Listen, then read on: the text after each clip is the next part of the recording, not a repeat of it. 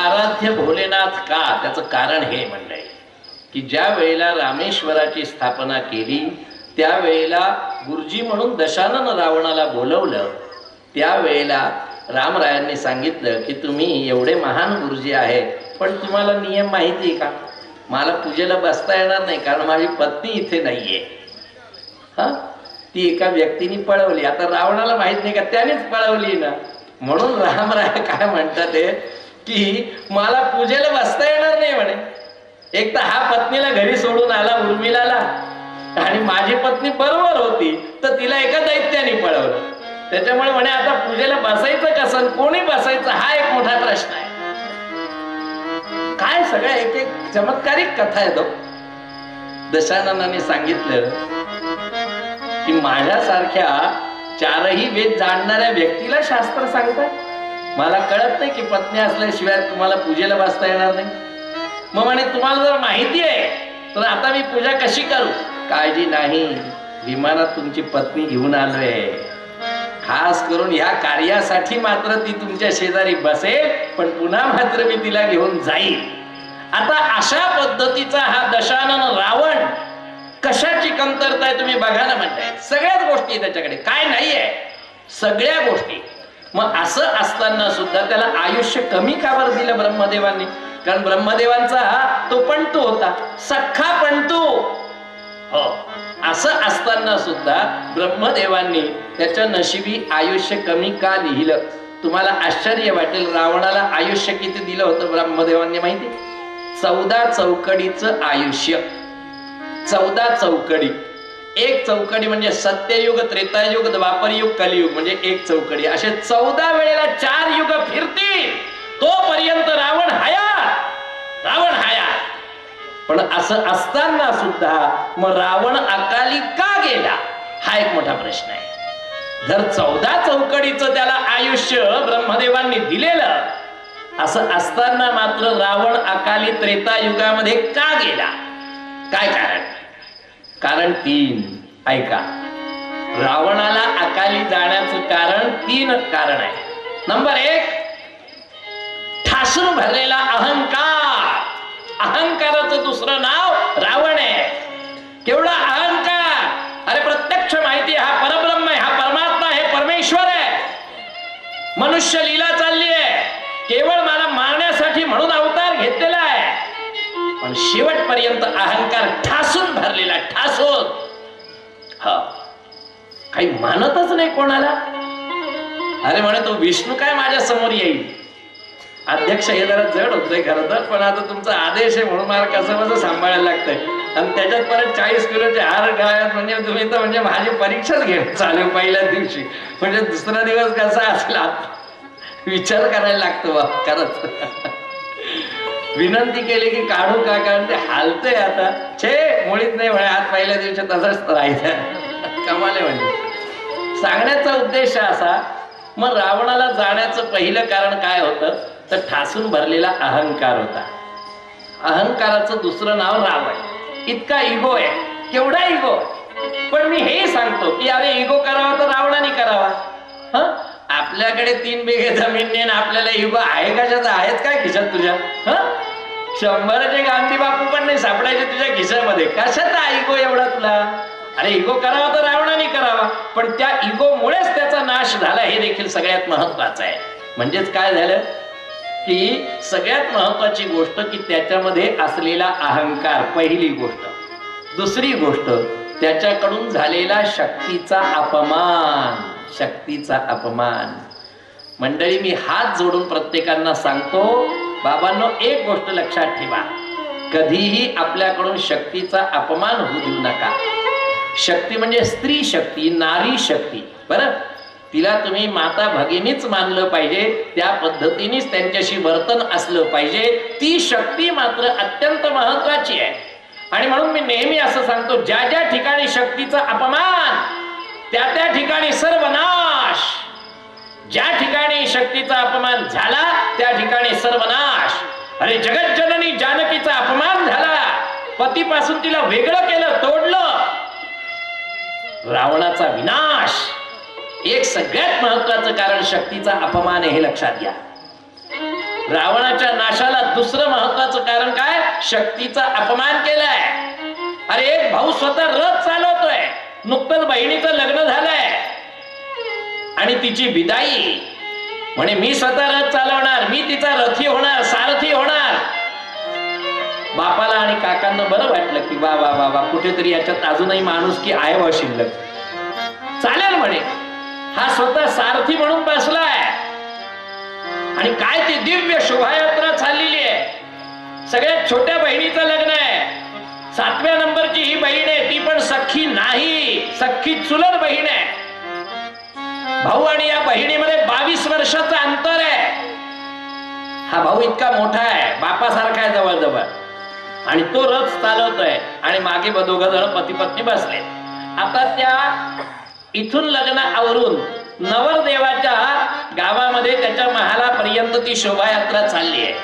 आणि मध्ये त्याच एका चौकामध्ये जर आकाशवाणी होते, मूर्खा, जिच्या रथाचं सारथ्य करतोय तिचाच 8वा गर्भ तुझा काळ व्हायचा आहे. बस हे ऐकता क्षणी तिथेच थांबला. देवोनिया खड्ग माराया धावाला, देवोनिया खड्ग माराया धावाला.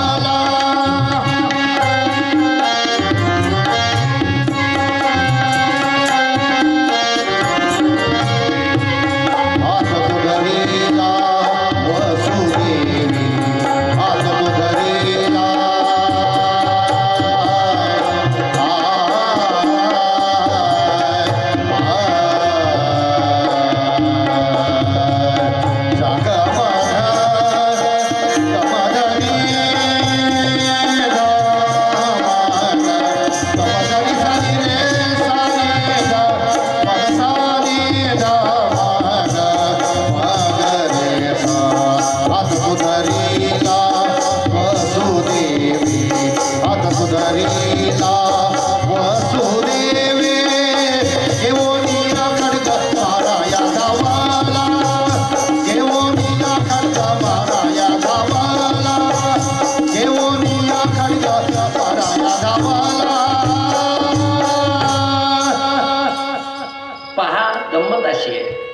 की आता ही आकाशवाणी झाल्यानंतर हा शांत बसणार आहे का? नाही, त्यांनी लगेचच लगाम खेचला आणि रथातून उडी मारली. पण उडी त्या बाजूने मारली ज्या बाजूला बहीण होती, कारण जोडीने बसलेले होते, शोभायात्रा चाललेली आहे.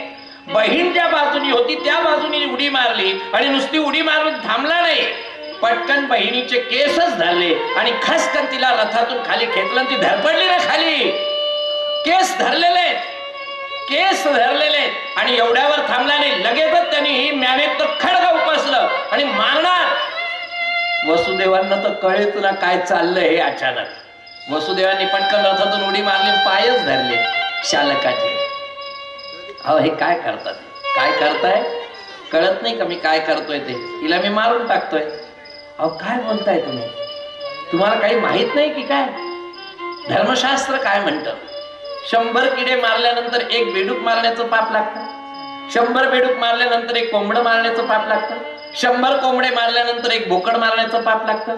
100 बोकड मारल्यानंतर 1 गाय मारण्याचं पाप लागतं. 100 गायी मारल्यानंतर 1 ब्राह्मण मारण्याचं पाप लागतं. 100 ब्राह्मण मारल्यानंतर 1 सुवासिनी मारण्याचं पाप लागतं. आणि तुम्ही एवढं मोठं पाप करता, ही इतकी कोरी करकरीत सुवासिनी की अजून तर माझ्या घरापर्यंत पण नाही आली, आणि मध्येच तुम्ही तिची हत्या करताय. केवढं मोठं पाप आहे ते. पाप पुण्य तुझ्या जवळ ठेवायचंय. आकाशवाणी झाली ना, ती माझ्या कानात नाही झाली, सगळ्यांनी ऐकलं. तू ऐकली का? ऐकली ना की हिचा 8वा गर्भ माझा काळ होणार. बस ना रहेगी बास ना बजेगी बासुरी, हिला संपवून टाकतो. कसलं गर्भन, कसलं काय काय करावं ते वसुदेवांना तर कळेच ना बिचारायला. तो बिचारा भांबावूनच गेलेला ना एकदम अचानक. इतका प्रसंग, लग्न करून काय तो आनंदोत्सव चाललेला असेल, शोभायात्रेत चाललाय. आणि देवकानी केवढा हुंडा दिला माहितीये जावयाला? बाप रे बाप. त्या हुंड्याचं वर्णन इतकं दिव्य केले. 200 रथ दिले. 200 रथ आहे. 600 हत्ती दिले. त्याचप्रमाणे 12,000 अश्व दिले. 1 लाख गायींचं दान दिलंय. अहो एवढंच नाही, 600 तर दासी तिच्या बरोबर दिल्या सेवेला. कारण देवकाला माहिती मला काही मुलगा नाही, जे काही आहे ते फक्त या शेवटच्या पोरीसाठीच माझ्यासाठी काय ठेवलं होतं ते देऊन दिलं. आणि केवढा तो आनंदोत्सव चाललेला असेल, वसुदेवाला कळे ना. आणि मग शेवटचा पर्याय त्याने सांगितला, बरं एवढंच करा. तुम्हाला वाटतंय ना हिचा 8वा गर्भ तुमचा काळ होणार आहे, मी पण आकाशवाणी ऐकली मान्य, पण जर असं केलं, हिच्या पोटी जन्माला येणारं प्रत्येक बालक जर मी तुमच्याकडे आणून दिलं, तुम्हाला त्या बालकाचं जे करायचं ते करा, मग तर तुम्ही हिला सोडाल की नाही. आणि माहित नाही अचानकपणे कंसाचे कसे काय विचार बदलले. कंस काय म्हणे, हे पाय वसुदेव तू एकदम तुला मानतो बरं का, आपण हो तू शब्दाचा पक्का आहे, आपण मानतो तुला बरं का. म्हणे नक्की असं करशील. हो नक्की करेल म्हणे, पावर का, नाही तर माझ्याशी गाठ आहे. नाही नक्की करतो म्हणे. ठीक आहे चला बसा म्हणे, रथात बसा दोघं.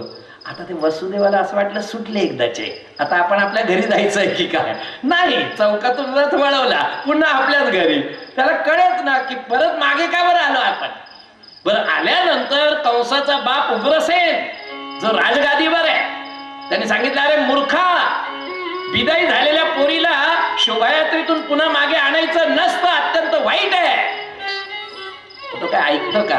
हे त्या 7 दरवाजाच्या पलीकडे ज्या कोठडीमध्ये या दोघांना ठेवा पहिल्यांदा. चला त्या दोघांना पती पत्नींना काल कोठडीमध्ये ठेवलं म्हणलंय. आता ते बाप भडकला ना, कारण बाप पोरा एवढा वाईट नव्हता. उग्रसेन राजा शांत बिचारा, तो उग्रसेन त्याच्यावर भडकला, शिपाई कोण आहे तिकडे, या म्हाताऱ्याला पहिल्यांदा कोठडीत टाका. स्वतःच्या बापाला विचार करा. उग्रसेन राजांना सुद्धा कोठडीत ठेवलं आणि स्वतः राजगादीवर बसला राजा म्हणून. सगळं मंत्रिमंडळ बरखास्त करायचे काय म्हणे, म्हातारे कोतारे सगळे हा खुर्च्या उभवतात, नुसते काही काम नाही धंदे नाही, सगळे हे फायदे घेतात, पेन्शन घेतात, हे सगळं फुकट, हे फुकट ते फुकट, पाहिजे कशाला हे ना. सगळे हुसकले आणि नवीन मंत्रिमंडळ ताज्या दमाचं मंत्री सगळे घेतले. काय झालं मंडळी, शक्तीचा अपमान झाला, कंस संपला. हा प्रभूंनी वयाच्या 12व्या वर्षी मुष्टी प्रहार त्याच्या मस्तकावर केला तर म्हणतात त्याची कवटी फुटून मेंदू लांब जाऊन पडला. काय मुष्टी प्रहार केला असेल प्रभूंनी त्याच्या. हो जबरदस्त शक्तीचा अपमान, कंस संपला. अजून एक शक्तीचा अपमान झालेला आहे, विटाळशी होती, विटाळशी. या सगळ्या नवऱ्यांना अक्कल नाही, द्यूत खेळत बसले, द्यूतम द्यूतम द्यूतम. अरे लाज वाटायला पाहिजे, बायकोला कोणी लावतात काय. तुम्ही तुमची धन दौलत लावा, पैसा अडका लावा, तुम्हाला काय लावायचं ते लावा, पण 5ही जणांची प्राणप्रिय असलेल्या पत्नीला मात्र त्यांनी डावाला लावलं आणि दुर्योधन जिंकला. उडीच मारली दुर्योधनाने, ए दुःशासन जाय तिला घेऊन या, आता ती आता आपली झाली जा. आणि दुःशासन जसा तिथे गेला तेव्हा ती मागे मागे सरकते, अरे मी विटाळशी आहे, शिव नाही अशा स्त्रीला, मी एक वस्त्रावर आहे, अंगावर एकच वस्त्र आहे माझ्या, अशा स्त्रीला शिव पण नाही. दुःशासन येतो, त्याच्या डोक्यात पुढे माणूस की हा विषय तरी आहे का, आणि तो काय ऐकणार आहे का. त्यांनी लगेचच तिचे मोकळे केसच धरले आणि अक्षरशः फरफटतच आणलं आणि महालात आल्यानंतर सगळ्यांच्या समोर तिला ढकललं. तिला ढकलल्यानंतर जेव्हा तिने वरती पाहिलं तर समोर धृतराष्ट्र दिसले, भीष्माचार्य दिसले, द्रोणाचार्य दिसले, कृपाचार्य दिसले, विदुरच दिसले, सगळे एकापेक्षा एक महान. आणि मग एका बाजूला पाहिलं 5ही नवरे आपले खाली माना घालून मूर्खासारखे बसलेले. आता आपल्या पत्नीचं काय होईल हे माहित नाही.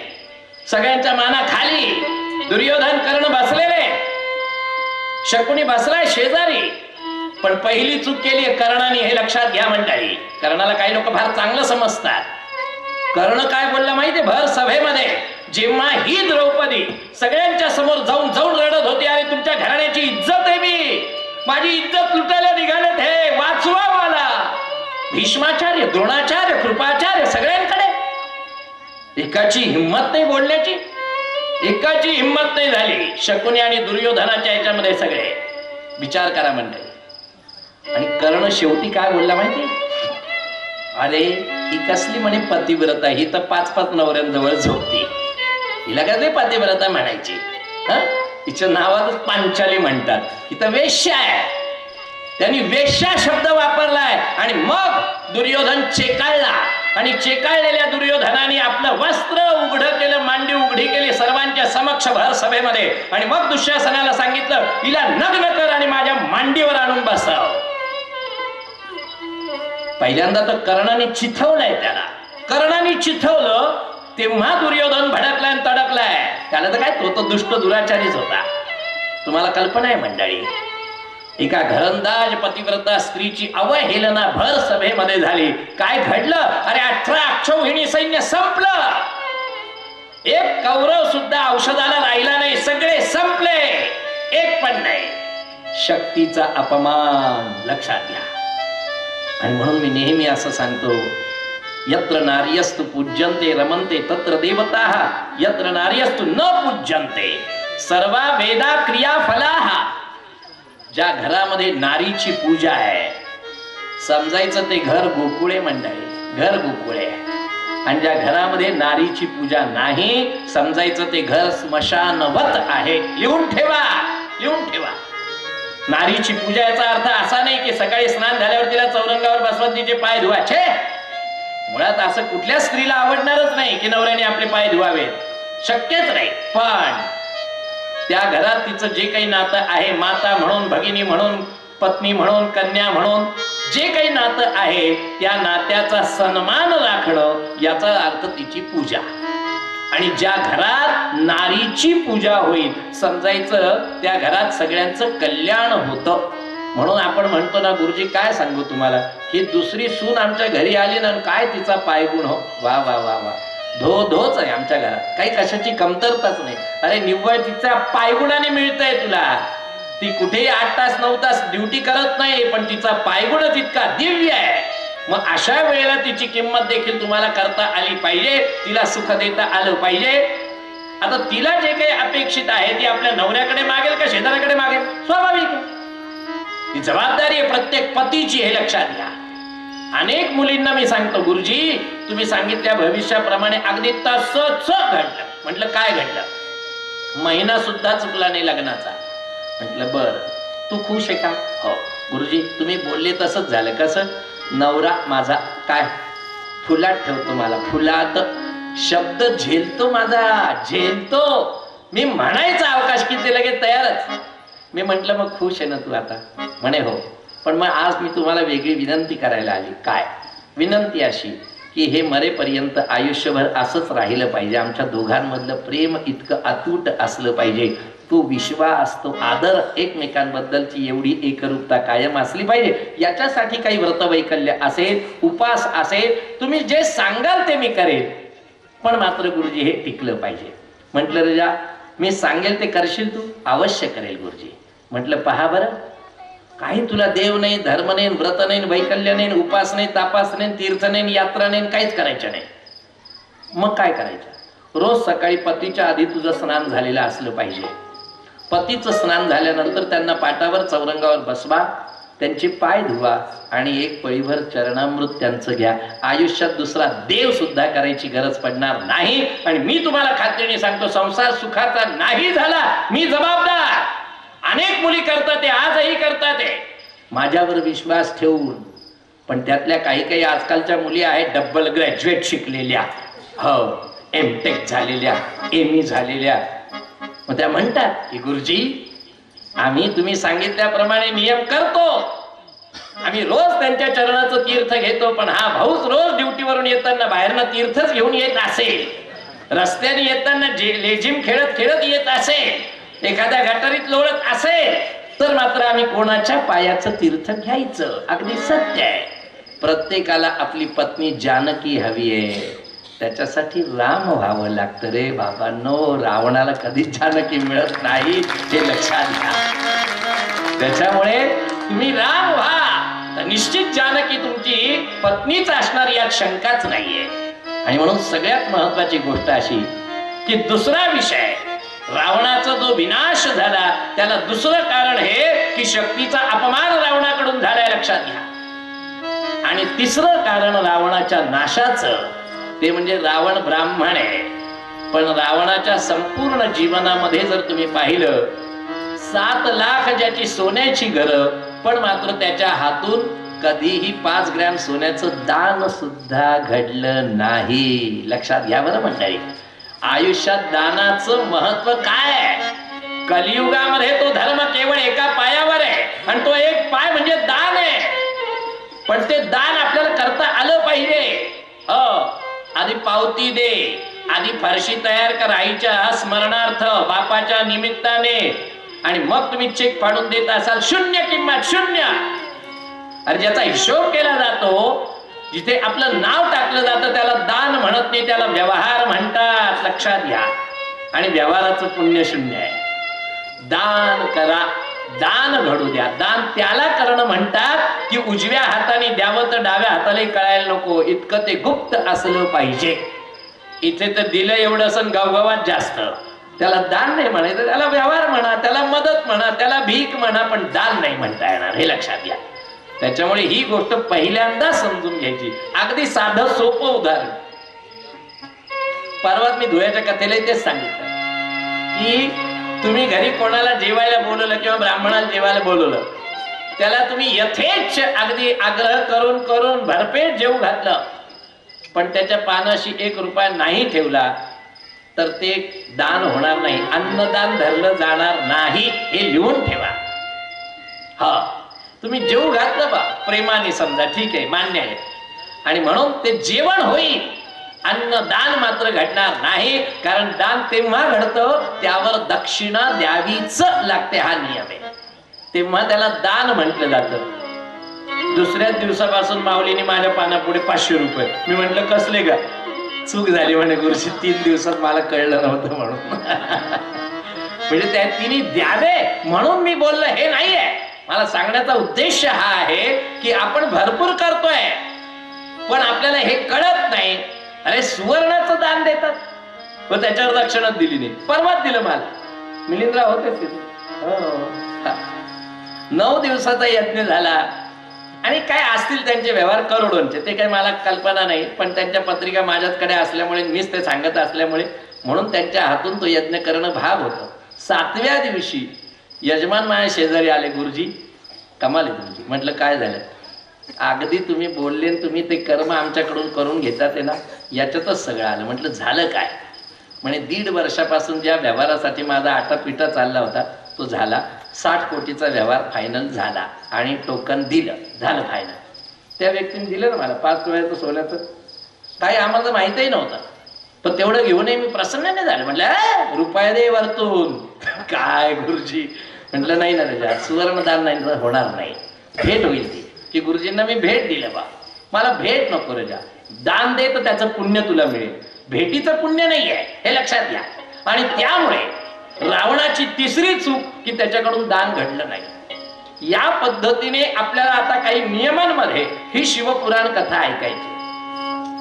असं म्हटलंय महात्म्यामध्ये की शिवपुराण कथा कोणी ऐकावी, कोणी ऐकावी आणि त्याचं काय महत्व आहे, काय महत्व आहे शिवपुराण कथेचं. म्हणे पापी असो, दुःशील असो, त्याचप्रमाणे दुराचारी असो, अत्याचारी असो, भ्रष्टाचारी असो, परस्त्री गमन करणारा असो, कसाही जरी असला आणि अशा व्यक्तीने मनोभावे शिवपुराण कथा जरी ऐकली, समजायचं सगळ्या पापांचं भस्म आहे केवळ या 7 दिवसांमध्ये. मला तुम्हाला हेच आता सांगायचंय की 7 दिवस पर्यंत कानात प्राण आणून प्रत्येक शब्द आणि प्रत्येक अक्षर आपल्या हृदयामध्ये ठेवा. तुमचं बरोबर या संपूर्ण 7 दिवसामध्ये तुमची मनोकामना पूर्ण नाही केली तर मला सांगा. हा, मग मी तुम्हाला विश्वास देतो, पण त्याच्यासाठी मात्र पहिल्यांदा श्रवण हे त्या पद्धतीचं झालं पाहिजे, मनापासून ते झालं पाहिजे. मी सांगितलेली प्रत्येक गोष्ट ही लक्षात असली पाहिजे. आज कथा आटोपल्यानंतर घरी गेले, कथा मंडपातच राहिली, घरी कथा जातच नाही आपल्या बरोबर. आणि त्यामुळे आमची व्यथा आहे तशीच आहे. कित्येक कथा ऐकून झाल्या, व्यथा काही जात नाहीये. का जात नाही त्याचं हे कारण आहे, हे लक्षात घ्या. असं होता कामा नये. आता मी तुम्हाला या निमित्ताने कथेच्या माध्यमातून काही उपाय सांगावे का हा देखील विचार माझ्या मनात येतो. काही महिला, काही माता भगिनी मात्र खूप मनोभावाने त्या करतात, उत्तम करतात. आता तर टीव्हीवरही मी सांगितल्यानंतर कमीत कमी रोज 16-17 महिलांचेच मला फोन येतात की गुरुजी आजचं ते तुम्ही सांगितलं मग ते बरोबर असंच आहे ना, मग तसंच करू ना, असंच करू ना, इतकं मनोभावे करता ते मला आनंद आहे. आणि मला ही खात्री आहे की जे जे उपाय आता मी सांगणार या प्रत्येक उपाय जे आहे ते अनुभव सिद्ध आहेत. तुम्ही काही पहिल्यांदा करता असं समजू नका, पहिल्यांदा नाही. त्याच्यामुळे जे काही उपाय याच्या पुढे तुम्ही करणार आहात निश्चितपणे त्याचं फलित तुम्हाला मिळालं पाहिजे. आता या शिवपुराण कथेचं महात्म्य देखील आहे. तुम्हाला कल्पना आहे ना, जसं आपल्याकडे भागवताचं महात्म्य असतं त्याच्यामध्ये गोकर्ण आख्यान आपण सांगतो, गोकर्ण आख्यान भागवत महात्म्यामध्ये, तसं शिवपुराण कथेमध्ये देखील महात्म्यात एक कथा आलेली आहे. ती कथा आहे बिंदुक आणि चंचुला या पती पत्नींची कथा आहे मंडळी. बिंदुक आणि चंचला कोणत्या नगरातली गोष्ट आहे? बाष्कल नावाचं नगर आहे मंडळी. आता या नगरामध्ये प्रत्येक व्यक्ती, प्रत्येक घरातली व्यक्ती जी आहे ती अत्याचारी आहे, अनाचारी आहे, भ्रष्टाचारी आहे. ब्राह्मण ब्राह्मणाचं कार्य करत नाही, क्षत्रिय क्षत्रियासारखं कार्य करत नाही, वैश्य वैश्याचं कार्य करत नाही. प्रत्येक जण चोऱ्या माऱ्या करतोय, प्रत्येक जण. असं हे जोडप आहे. पत्नी मात्र पतिव्रत आहे, पत्नी पतिव्रत आहे. ती बिचारी मनोभावे पतीची सेवा करतीये. तिला हे माहिती आहे हा रोग कुठल्या तरी ही स्त्रीकडे जातोय. बरं, ती स्त्री अत्यंत घाणेरडी आहे. हो, गावाच्या बाहेर ज्या वस्तीमध्ये ती स्त्री राहते, जिला गावात सुद्धा प्रवेश दिला जात नाही, अशा वस्तीत मध्ये माझा पती रोज जातोय आणि तिच्या बरोबर संग करतोय. हे रोग माहिती आहे. बर, स्वतः पत्नी अत्यंत सुंदर आहे, सुशील आहे, मनोरमा आहे, मनासारखी आणि मनाप्रमाणे प्रेम भरभरून देणारी आहे, तुझ्या सगळ्या गरजा भागवणारी आहे. म्हणजे तिच्यामध्ये कोणती कमीच नाही आहे. पण एकदा का बाहेरची चटक लागली एखाद्या व्यक्तीला, अरे अरे अरे, ती पत्नी कितीही जरी उत्तम असली तरी सुद्धा त्याला तिच्याकडे पाहावंसही वाटत नाही. का घडतं असं? आजकाल असे प्रश्न वारंवार समोर येतात. हे मंडळी वारंवार समोर येतात. अनेक स्त्रिया, अनेक माता भगिनी माझ्याकडे हेच प्रश्न घेऊन येतात. आणि हे माहिती आहे, हे माहिती आहे की पती कुठे जातो, कोणाकडे जातो, सगळं माहिती आहे. पण बोलून उपयोग नाहीये. मला कोणाचा आधार नाही गुरुजी, माहेरी कोणी नाही. माझ्या भाऊच बिचारा रोजंदारीवर काम करतोय. इथून निघाले तर जाऊ कुठे मी? काय होईल माझं? निदान 2 वेळेला इथे खायला मिळतं आहे, डोक्यावर छप्पर आहे, त्याच्यातच आपण समाधान मानावं. ज्या वेळेला असा विचार एखादी स्त्री, अशी एखादी पत्नी जर करेल ना, समजायचं तिथून पुरुषाचं अधःपतन सुरू झालेलं आहे. जीवनात घसरगुंडीवर तो लागलेला आहे. एक ना एक दिवस सर्व काही तो गमावून बसणार आहे. हे सगळ्यात महत्वाचं आहे. अरे, शास्त्रांनी सहधर्मचारिणी काय शब्द वापरलाय, सहधर्मचारिणी. म्हणून पत्नीला आपण काय म्हणतो माहितीये? धर्मपत्नी. धर्मपत्नी असं कधी म्हटल्याचं आठवतं? गुरुजी, ही माझी अर्थपत्नी आहे बा. अर्थपत्नी कधी म्हटलंय? गुरुजी, ही माझी काम पत्नी आहे बा. असं कधी आठवतंय? छे, गुरुजी, ही माझी मोक्ष पत्नी आहे. कारण पुरुषार्थ तर 4 आहे. मग पत्नीच्या नावापुढे धर्मच का लावतात? कधी विचार केलाय की धर्म आणि पत्नी याचा काय संबंध आहे? म्हणून तो बाप सुद्धा विवाहाच्या वेळेला कन्यादान झालं की वदवून घेतो जावयाकडून. धर्मेच अर्थेच कामेच त्वया इयं नातिचरितव्याम. आणि तेव्हा जावई म्हणतो, ओम नातिचरामी. बायको पटवायची असली की लगेच सगळं काही मान्य करतो. नाही बरं, धर्म अर्थ काम तिन्ही पुरुषार्थांमध्ये मी तिला कधीही अंतर देणार नाही, कधीही दूर लोटणार नाही. प्रत्येक माझी गोष्ट ही तिला माहिती असणार. काय गंमत आहे मंडळी. पती पत्नींना निदान एक दुसऱ्याच्या गोष्टी माहिती नसाव्या. परवा पती पत्नींमध्ये भांडण. बायको बोलली, तुला मला काय करायचं ते सगळं काही कर, तुला सगळी मुभा, मी तुझीच आहे, पण मोबाईलला हात नाही लावायचं मला. अरे बापरे, असं असतं?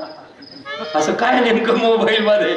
मला काही कर, मी तुझीच आहे, पण माझ्या मोबाईलला हात लावायचं नाही. अरे बापरे, असं काय गुपित आहेत मग की जे नवऱ्याला पण माहिती नकोय? मग काय चाललंय, कुठे चाललोय आपण? विचार करा. बारीक सारीक गोष्टी आहेत मंडळी, लक्षात घ्या. बारीक सारीक गोष्टी आहेत.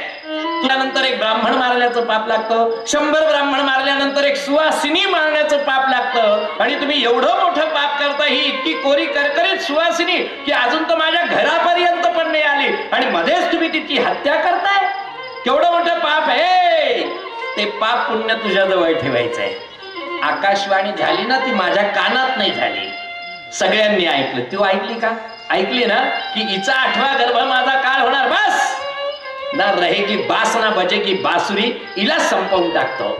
कसलं गर्भन, कसलं काय काय करावं ते वसुदेवांना तर कळेच ना विचारायला. तो विचारा भांबावूनच गेलेला ना. एकदम अचानक इतका प्रसंग. लग्न करून काय तो आनंदोत्सव चाललेला असेल, शोभायात्रेत चाललाय. आणि देवकानी केवढा हुंडा दिला माहितीये जावयाला? बाप रे बाप. त्या हुंड्याचं वर्णन इतकं दिव्य केले. 200 रथ दिले. 200 रथ आहे. 600 हत्ती दिले. त्याचप्रमाणे 12,000 अश्व दिले. 1,00,000 गायींचं दान दिलंय. एवढंच नाही, 600 तर दासी तिच्या बरोबर दिल्या सेवेला. कारण देवकाला माहिती मला काही मुलगा नाही, जे काही आहे ते फक्त या शेवटच्या पोरीसाठीच माझ्यासाठी काय ठेवलं होतं ते देऊन दिलं. आणि केवढा तो आनंदोत्सव चाललेला असेल, वसुदेवाला कळे ना. आणि मग शेवटचा पर्याय त्याने सांगितला, बरं एवढंच करा. तुम्हाला वाटतंय ना हिचा 8वा गर्भ तुमचा काळ होणार आहे, मी पण आकाशवाणी ऐकली, मान्य. पण जर असं केलं, हिच्या पोटी जन्माला येणारं प्रत्येक बालक जर मी तुमच्याकडे आणून दिलं, तुम्हाला त्या बालकाचं जे करायचं ते करा, मग तर तुम्ही हिला सोडाल की नाही? आणि माहित नाही अचानकपणे कंसाचे कसे काय विचार बदलले. कंस काय म्हणे, हे पाय वसुदेव, तू एकदम, तुला मानतो बरं का आपण, हो तू शब्दाचा पक्का आहे, आपण मानतो तुला बरं का. म्हणे नक्की असं करशील? हो नक्की करेल म्हणे. पावर का, नाही तर माझ्याशी गाठ आहे. नाही नक्की करतो म्हणे. ठीक आहे चला बसा म्हणे, रथात बसा दोघं. आता ते वसुदेवाला असं वाटलं सुटले एकदाचे, आता आपण आपल्या घरी जायचंय की काय. नाही, चौकातून रथ वळवला, पुन्हा आपल्याच घरी. त्याला कळेच ना की परत मागे का बरं आलो आपण. बरं आल्यानंतर कंसाचा बाप उग्रसेन जो राजगादीवर आहे, त्याने सांगितलं, अरे मूर्खा, विदाई झालेल्या पोरीला शोभायात्रेतून पुन्हा मागे आणायचं नसतं, अत्यंत वाईट आहे. तो काय ऐकतो का? हे त्या 7 दरवाजाच्या पलीकडे ज्या कोठडीमध्ये या दोघांना ठेवा पहिल्यांदा. चला, त्या दोघांना पती पत्नींना काल कोठडीमध्ये ठेवलं म्हणताय. आता ते बाप भडकला ना, कारण बाप पोरा एवढा वाईट नव्हता. उग्रसेन राजा शांत बिचारा. तो उग्रसेन त्याच्यावर भडकला, शिपाई कोण आहे तिकडे, या म्हाताऱ्याला पहिल्यांदा कोठडीत टाका. स्वतःच्या बापाला विचार करा. उग्रसेन राजांना सुद्धा कोठडीत ठेवलं आणि स्वतः राजगादीवर बसला राजा म्हणून. सगळं मंत्रिमंडळ बरखास्त करायचे. काय म्हणे, म्हातारे कोतारे सगळे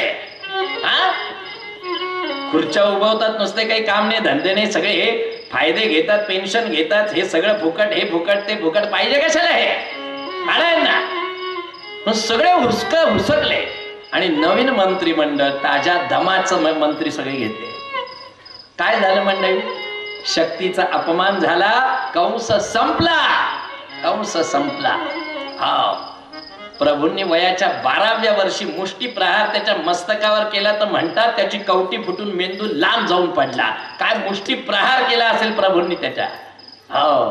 जबरदस्त शक्तीचा अपमान, कंस संपला. अजून एक शक्तीचा अपमान झालेला आहे. विटाळशी होती, विटाळशी. या सगळ्या नवऱ्यांना अक्कल नाही, द्यूत खेळत बसले, द्यूतम द्यूतम द्यूतम. अरे लाज वाटायला पाहिजे, बायकोला कोणी लावतात काय?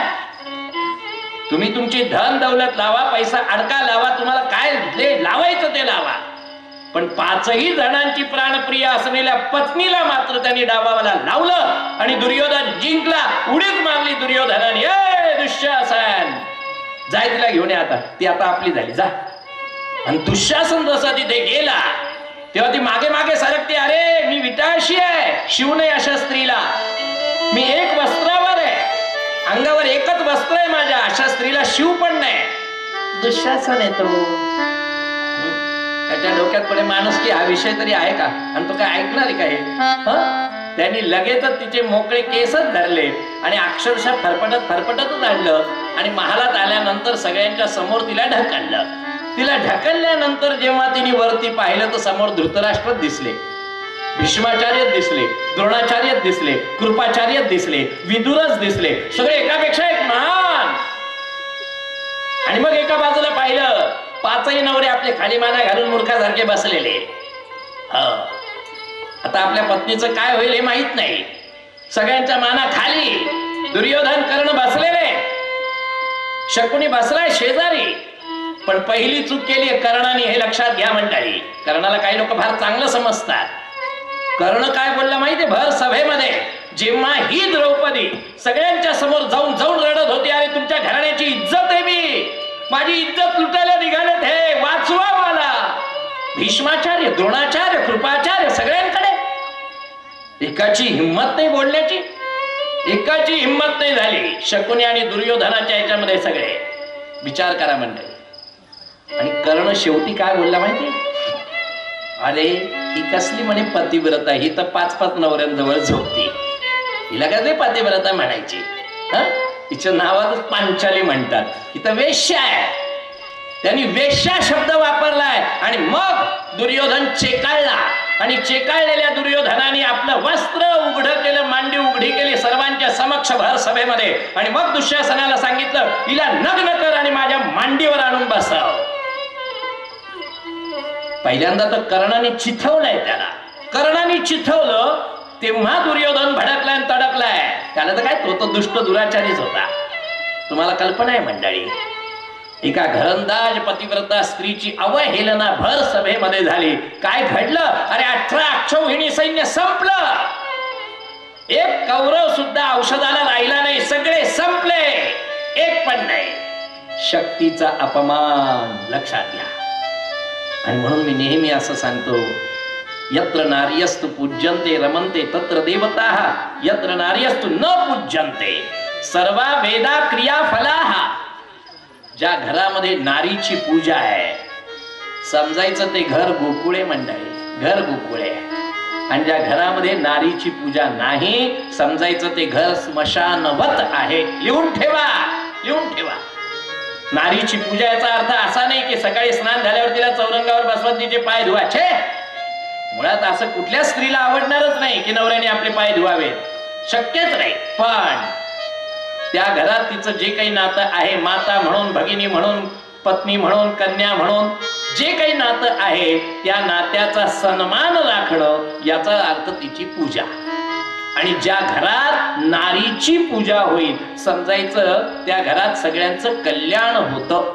म्हणून आपण म्हणतो ना, गुरुजी काय सांगू तुम्हाला, ही दुसरी सून आमच्या घरी आली ना, काय तिचा पायगुण हो, वा वा वा वा, धोच आहे आमच्या घरात, काही कशाची कमतरताच नाही. अरे निव्वळ तिचा पायगुणाने मिळतंय तुला. ती कुठेही 8 तास 9 तास ड्युटी करत नाही, पण तिचा पायगुणच इतका दिव्य आहे. मग अशा वेळेला तिची किंमत देखील तुम्हाला करता आली पाहिजे, तिला सुख देता आलं पाहिजे. आता तिला जे काही अपेक्षित आहे ती आपल्या नवऱ्याकडे मागेल का शेजाऱ्याकडे मागेल, स्वाभाविक आहे. ही जबाबदारी आहे प्रत्येक पतीची, हे लक्षात घ्या.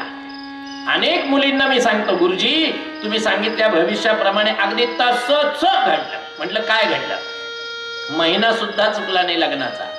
म्हटलं बर, तू खुश आहे का? हो गुरुजी तुम्ही बोलले तसंच झालं. कसं? नवरा माझा काय फुलात ठेवतो, मला फुलात शब्द झेलतो, माझा झेलतो. मी म्हणायचा अवकाश किती लगेच तयारच. मी म्हंटल मग खुश आहे ना तू आता? म्हणे हो, पण मग आज मी तुम्हाला वेगळी विनंती करायला आली. काय विनंती? अशी की हे मरेपर्यंत आयुष्यभर असंच राहिलं पाहिजे. आमच्या दोघांमधलं प्रेम इतकं अतूट असलं पाहिजे, तो विश्वास, तो आदर, एकमेकांबद्दलची एवढी एकरूपता कायम असली पाहिजे. याच्यासाठी काही व्रतवैकल्य असेल, उपास असेल, तुम्ही जे सांगाल ते मी करेन, पण मात्र गुरुजी हे टिकलं पाहिजे. म्हटलं राजा मी सांगेल ते करशील तू? अवश्य करेल गुरुजी. म्हटलं पहा बरं, काही तुला देव नाही, धर्म नाही, व्रत नाही, वैकल्य नाही, उपास नाही, तापास नाही, तीर्थ नाही, यात्रा नाही, काहीच करायचं नाही. मग काय करायचं? रोज सकाळी पतीच्या आधी तुझं स्नान झालेलं असलं पाहिजे. पतीचं स्नान झाल्यानंतर त्यांना पाटावर चौरंगावर बसवा, त्यांची पाय धुवा आणि एक पळीभर चरणामृत त्यांचं घ्या. आयुष्यात दुसरा देव सुद्धा करायची गरज पडणार नाही. आणि मी तुम्हाला खात्रीने सांगतो, संसार सुखाचा नाही झाला, मी जबाबदार. अनेक मुली करतात, आजही करतात माझ्यावर विश्वास ठेवून. पण त्यातल्या काही काही आजकालच्या मुली आहेत डबल ग्रॅज्युएट शिकलेल्या, हो एमटेक झालेल्या, एमई झालेल्या. मग त्या म्हणतात की गुरुजी आम्ही तुम्ही सांगितल्याप्रमाणे नियम करतो, आम्ही रोज त्यांच्या चरणाचं तीर्थ घेतो. पण हा भाऊच रोज ड्युटीवरून येताना बाहेरनं तीर्थच घेऊन येत असेल, रस्त्याने येताना लेझिम खेळत खेळत येत असेल, एखाद्या गटारीत लोळत असेल, तर मात्र आम्ही कोणाच्या पायाचं तीर्थ घ्यायचं. अगदी सत्य आहे. प्रत्येकाला आपली पत्नी जानकी हवी आहे, त्याच्यासाठी राम व्हावं लागतं रे बाबांनो. रावणाला कधीच जानकी मिळत नाही, हे लक्षात घ्या. त्याच्यामुळे तुम्ही राम व्हा तर निश्चित जानकी तुमची पत्नीच असणार, यात शंकाच नाहीये. आणि म्हणून सगळ्यात महत्वाची गोष्ट अशी की दुसरा विषय, रावणाचा जो विनाश झाला त्याला दुसरं कारण हे की शक्तीचा अपमान रावणाकडून झालाय, लक्षात घ्या. आणि तिसरं कारण रावणाच्या नाशाचं ते म्हणजे रावण ब्राह्मण आहे. पण रावणाच्या संपूर्ण जीवनामध्ये जर तुम्ही पाहिलं, 7 लाख ज्याची सोन्याची घरं, पण मात्र त्याच्या हातून कधीही 5 ग्रॅम सोन्याचं दान सुद्धा घडलं नाही. लक्षात घ्या बरं मंडळी. आयुष्यात दानाचं महत्व काय आहे? कलियुगामध्ये तो धर्म केवळ एका पायावर आहे आणि तो एक पाय म्हणजे दान आहे. पण ते दान आपल्याला करता आलं पाहिजे. आधी पावती दे, आधी फरशी तयार कर आईच्या स्मरणार्थ बापाच्या निमित्ताने, आणि मग तुम्ही चेक फाडून देत असाल शून्य किंमत, शून्य. अरे ज्याचा हिशोब केला जातो, जिथे आपलं नाव टाकलं जातं त्याला दान म्हणत नाही, त्याला व्यवहार म्हणतात. लक्षात घ्या. आणि व्यवहाराचं पुण्य शून्य आहे. दान करा, दान घडू द्या. दान त्याला करणं म्हणतात की उजव्या हाताने द्यावं तर डाव्या हातालाही कळायला नको, इतकं ते गुप्त असलं पाहिजे. इथे तर दिलं एवढं असं गावगावात जास्त, त्याला दान नाही म्हणायचं, त्याला व्यवहार म्हणा, त्याला मदत म्हणा, त्याला भीक म्हणा, पण दान नाही म्हणता येणार, हे लक्षात घ्या. त्याच्यामुळे ही गोष्ट पहिल्यांदा समजून घ्यायची. अगदी साधं सोपं उदाहरण, परवाच मी धुळ्याच्या कथेला तेच सांगितलं की तुम्ही घरी कोणाला जेवायला बोलवलं किंवा ब्राह्मणाला जेवायला बोलवलं, त्याला तुम्ही यथेच्छ अगदी आग्रह करून करून भरपेट जेवू घातलं, पण त्याच्या पानाशी 1 रुपया नाही ठेवला तर ते दान होणार नाही, अन्नदान धरलं जाणार नाही, हे लिहून ठेवा. तुम्ही जेवू घातलं बा प्रेमाने, समजा ठीक आहे, मान्य आहे, आणि म्हणून ते जेवण होईल, अन्नदान मात्र घडणार नाही. कारण दान तेव्हा घडतं त्यावर दक्षिणा द्यावीच लागते, हा नियम आहे. तेव्हा त्याला दान म्हटलं जातं. दुसऱ्याच दिवसापासून माऊलीने माझ्या पानापुढे 500 रुपये. मी म्हटलं कसले का? चूक झाली म्हणे गुरुजी, 3 दिवसात मला कळलं नव्हतं म्हणून. म्हणजे त्या तिने द्यावे म्हणून मी बोललो, हे नाहीये. मला सांगण्याचा उद्देश हा आहे की आपण भरपूर करतोय पण आपल्याला हे कळत नाही. अरे सुवर्णाचं दान देतात व त्याच्यावर दक्षिणाच दिली नाही. परवाच दिलं मला, मिलिंदराव होतेच तिथे. 9 दिवसाचा यज्ञ झाला आणि काय असतील त्यांचे व्यवहार करोडोंचे, ते काही मला कल्पना नाही, पण त्यांच्या पत्रिका माझ्याकडे असल्यामुळे, मीच ते सांगत असल्यामुळे, म्हणून त्यांच्या हातून तो यज्ञ करणं भाग होतं. 7व्या दिवशी यजमान माझ्या शेजारी आले, गुरुजी कमाल आहे तुमची. म्हटलं काय झालं? अगदी तुम्ही बोलले, तुम्ही ते कर्म आमच्याकडून करून घेतात आहे ना, याच्यातच सगळं आलं. म्हटलं झालं काय? म्हणे 1.5 वर्षापासून ज्या व्यवहारासाठी माझा आटापिटा चालला होता तो झाला. 60 कोटीचा व्यवहार फायनल झाला आणि टोकन दिलं, झालं फायनल. त्या व्यक्तीने दिलं ना मला 5 तोळ्याचं सोन्याचं. काही आम्हाला माहितही नव्हतं, पण तेवढं घेऊनही मी प्रसन्न नाही झालं. म्हटलं रुपया दे वरतून. काय गुरुजी? म्हटलं नाही ना त्याच्या सुवर्णदान नाही होणार नाही, भेट होईल ती. की गुरुजींना मी भेट दिलं बा, मला भेट नको रजा, दान दे तर त्याचं पुण्य तुला मिळेल, भेटीचं पुण्य नाही आहे, हे लक्षात घ्या. आणि त्यामुळे रावणाची तिसरी चूक की त्याच्याकडून दान घडलं नाही. या पद्धतीने आपल्याला आता काही नियमांमध्ये ही शिवपुराण कथा ऐकायची. असं म्हटलंय महात्म्यामध्ये की शिवपुराण कथा कोणी ऐकावी, कोणी ऐकावी आणि त्याचं काय महत्व आहे, काय महत्व आहे शिवपुराण कथेचं. म्हणे पापी असो, दुःशील असो, त्याचप्रमाणे दुराचारी असो, अत्याचारी असो, भ्रष्टाचारी असो, परस्त्री गमन करणारा असो, कसाही जरी असला आणि अशा व्यक्तीने मनोभावे शिवपुराण कथा जरी ऐकली, समजायचं सगळ्या पापांचं भस्म आहे केवळ या 7 दिवसांमध्ये. मला तुम्हाला हेच आता सांगायचंय की 7 दिवस पर्यंत कानात प्राण आणून प्रत्येक शब्द आणि प्रत्येक अक्षर आपल्या हृदयामध्ये ठेवा.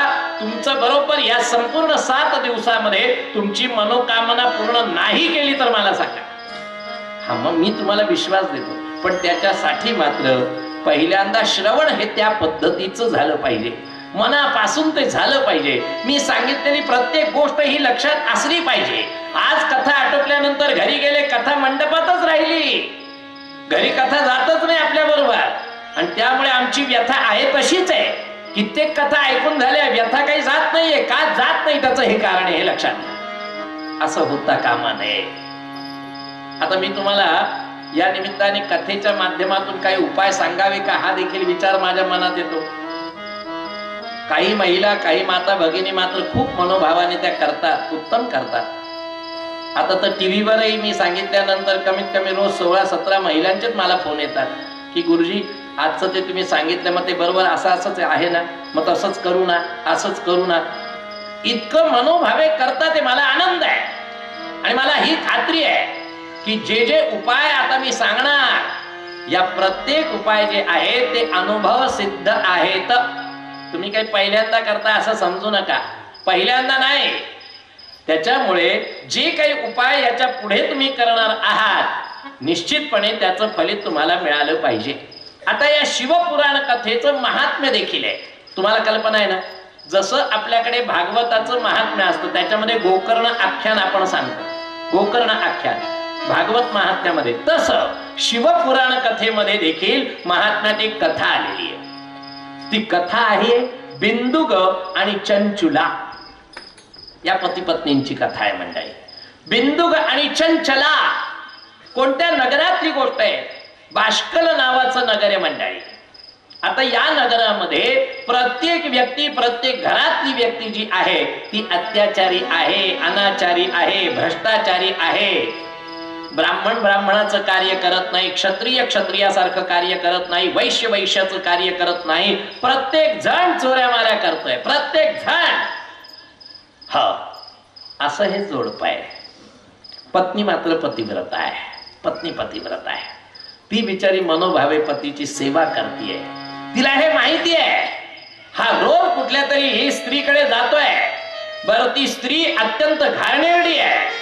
हो, गावाच्या बाहेर ज्या वस्तीमध्ये ती स्त्री राहते, जिला गावात सुद्धा प्रवेश दिला जात नाही, अशा वस्तीत मध्ये माझा पती रोज जातोय आणि तिच्या बरोबर संग करतोय, हे रोज माहिती आहे. बर, स्वतः पत्नी अत्यंत सुंदर आहे, सुशील आहे, मनोरमा आहे, मनासारखी आणि मनाप्रमाणे प्रेम भरभरून देणारी आहे, तुझ्या सगळ्या गरजा भागवणारी आहे. म्हणजे तिच्यामध्ये कोणती कमीच नाही आहे. पण एकदा का बाहेरची चटक लागली एखाद्या व्यक्तीला, अरे अरे अरे, ती पत्नी कितीही जरी उत्तम असली तरी सुद्धा त्याला तिच्याकडे पाहावंसही वाटत नाही. का घडतं असं? आजकाल असे प्रश्न वारंवार समोर येतात. हे मंडळी वारंवार समोर येतात. अनेक स्त्रिया, अनेक माता भगिनी माझ्याकडे हेच प्रश्न घेऊन येतात आहे. आणि हे माहिती आहे, हे माहिती आहे की पती कुठे जातो, कोणाकडे जातो, सगळं माहिती आहे, पण बोलून उपयोग नाहीये. मला कोणाचा आधार नाही गुरुजी, माहेरी कोणी नाही. माझ्या भाऊच बिचारा रोजंदारीवर काम करतोय. इथून निघाले तर जाऊ कुठे मी? काय होईल माझं? निदान 2 वेळेला इथे खायला मिळतं आहे, डोक्यावर छप्पर आहे, त्याच्यातच आपण समाधान मानावं. ज्या वेळेला असा विचार एखादी स्त्री, अशी एखादी पत्नी जर करेल ना, समजायचं तिथून पुरुषाचं अधःपतन सुरू झालेलं आहे. जीवनात घसरगुंडीवर तो लागलेला आहे. एक ना एक दिवस सर्व काही तो गमावून बसणार आहे. हे सगळ्यात महत्वाचं आहे. अरे, शास्त्रांनी सहधर्मचारिणी काय शब्द वापरलाय, सहधर्मचारिणी. म्हणून पत्नीला आपण काय म्हणतो माहितीये? धर्मपत्नी. धर्मपत्नी असं कधी म्हटलं तर आठवतं? गुरुजी ही माझी अर्थपत्नी आहे बा. अर्थपत्नी कधी म्हटलंय? गुरुजी ही माझी कामपत्नी आहे बा. असं कधी आठवतंय? छे, गुरुजी ही माझी मोक्ष पत्नी आहे. कारण पुरुषार्थ तो 4 आहे. मग पत्नीच्या नावापुढे धर्मच का लावतात? कधी विचार केलाय की धर्म आणि पत्नी याचा काय संबंध आहे? हा, म्हणून तो बाप सुद्धा विवाहाच्या वेळेला कन्यादान झालं की वदवून घेतो जावयाकडून. धर्मेच अर्थेच कामेच त्वया इयं नातिचरितव्याम. आणि तेव्हा जावई म्हणतो ओम नातिचरामी. बायको पटवायची असली की लगेच सगळं काही मान्य करतो. नाही बरं, धर्म अर्थ काम तिन्ही पुरुषार्थांमध्ये मी तिला कधीही अंतर देणार नाही, कधीही दूर लोटणार नाही. प्रत्येक माझी गोष्ट ही तिला माहिती असणार. काय गंमत आहे मंडळी. पती पत्नींना निदान एक दुसऱ्याच्या गोष्टी माहिती नसाव्या. हा, परवा पती पत्नींमध्ये भांडण. हा, बायको बोलली तुला मला काय करायचं ते सगळं काही कर, तुला सगळी मुभा मी तुझीच आहे, पण मोबाईलला हात नाही लावायचं मला. अरे बापरे, असं असतं? असं काय नेमकं मोबाईल मध्ये? मला काही कर, मी तुझीच आहे, पण माझ्या मोबाईलला हात लावायचं नाही. अरे बापरे, असं काय गुपित आहेत मग की जे नवऱ्याला पण माहिती नकोय? मग काय चाललंय, कुठे चाललोय आपण? विचार करा. बारीक सारी गोष्टी आहेत मंडळी, लक्षात घ्या. बारीक सारी गोष्टी आहेत. हो, तुला माहिती ना कामाचा व्याप जास्त. तिला असंच परत हाताला धरून तिथपर्यंत आणलं, महालाच्या दरवाजापर्यंत. पायऱ्या उतरल्या, रथामध्ये सगळे बॉक्सच्या बॉक्स ठेवलेले, पूर्ण रथ भरलेला. लक्ष्मण रथात उभा आहे. लक्ष्मण खाली मान घातली. लक्ष्मण आता बघायलाही तयार नाहीये, कारण त्याला माहिती माझ्यावर जी जबाबदारी सोपवली आहे, कधीच कुठल्या शत्रूच्या देखील अशी जबाबदारी पार पाडण्याची वेळ येऊ नये. जी जबाबदारी मला पार पाडायची वेळ आली. आणि अशा पद्धतीने लक्ष्मणाने हात दिला आणि रामजींनी तिला वरती उचललं, रथामध्ये बसले. लक्ष्मण आज नाराज दिसताय? नाही, त्याने फक्त खाली मान घातली. बरं, तुम्ही जाऊन या, मी इथेच आहे, रामजींनी सांगितलं. मंडळी, रामजी आणि जानकी दोघांनी पण दिसेनासे होईपर्यंत एकमेकांना फक्त हात हलवत राहिले. लक्ष्मणाला जी जबाबदारी दिली, रस्त्याने जाता जाता जाता जानकी इतकं बोलतीये लक्ष्मणाला. लक्ष्मण, अरे हे ते मोर किती सुंदर नृत्य करताय, बघ ना काय छान छान सुंदर त्यांचे रंग आहेत. हे बघ तो पक्षी कोणता आहे, हे बघ ते हरण किती छान दिसत आहे. इतकं भरभरून बोलते. लक्ष्मण खाली मान घातलेला, 1 नाही 2 नाही, कारण फक्त त्याला हे माहिती होतं की मला काय करायचं आहे ते. काय चरित्र आहे म्हणजे, चरित्र आहे. गेले आणि जिथे बरोबर सांगितलं होतं वाल्मिक ऋषींच्या आश्रमाच्या तिकडे दूरवर आश्रम दिसतोय, अशा ठिकाणी तिला नेऊन सोडून दे अक्षरशः. अरे एक महाराणी व्यक्ती ती काय किरकोळ आहे काय, सम्राज्ञी आहे. आणि मग मात्र लक्ष्मणाने रथ थांबवला. हा, आपण इथे का बरं थांबले लक्ष्मण? नाही, मला इथपर्यंतचीच परवानगी होती. परवानगी? ऐकता क्षणी तिला एकदम सन्नकन काटाच. लक्ष्मण, तुला इथपर्यंतची परवानगी म्हणजे मला कळलं नाही. लक्ष्मण खाली उतरला, हात दिला. लक्ष्मण, माझ्या प्रश्नाचं तू अजून उत्तर दिलेलं नाहीये. तुला इथपर्यंत परवानगी होती म्हणजे नेमकं मला कळत नाहीये. आपल्याला नेमकं जायचंय कुठे? तू माझ्याबरोबर आहे ना? आणि मग धाय मोकळून रडायला लागला. लक्ष्मण गुडघ्यावर बसलाय.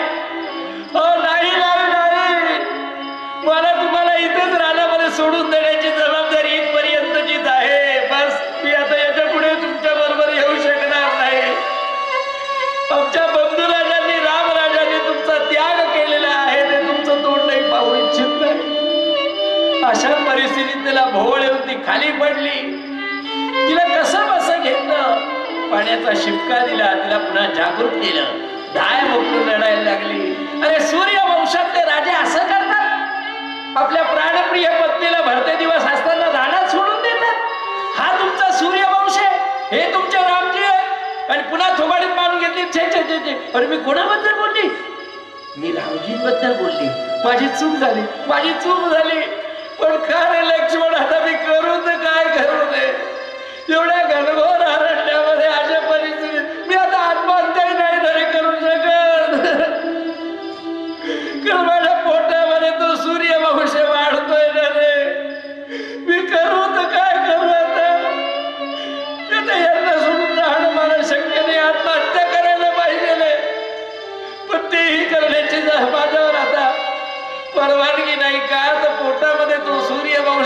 अगं लक्ष्मण मी काय करू.